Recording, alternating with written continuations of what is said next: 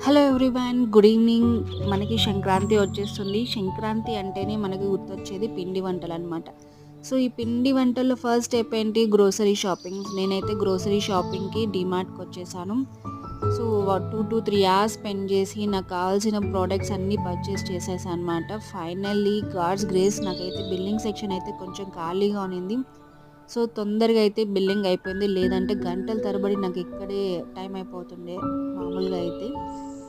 ఇంకైతే మనం ఇక్కడైతే స్టాంపింగ్ యేసుకొని ఇంక బయటెళ్ళొచ్చనమాట. బయటెళ్ళొచ్చు అంటే అదొక హ్యాపీనెస్ అనమాట. డీమార్ట్‌లో షాపింగ్‌కి ఎంత ఫేమస్సో డీమార్ట్‌లో పాప్‌కార్న్ అంత ఫేమస్ అనమాట. సగం మంది పాప్‌కార్న్ కోసం వస్తే, సగం మంది మాత్రమే షాపింగ్ కోసం వస్తున్నారు ఇక్కడ. అట్లా అయిపోయిందనమాట సిట్యుయేషన్. సో, మనం గూడా పాప్‌కార్న్ సెక్షన్‌కొచ్చేసామంటే నేనైతే ఇక్కడ చీజ్ పాప్‌కార్న్ తీసుకున్నాను. చూస్తున్నారు గదా ఎంత బావుందో పాప్‌కార్న్. మీకే పాప్‌కార్న్ ఇష్టమో లైక్ చేసి కామెంట్ చేయండి. Thank you.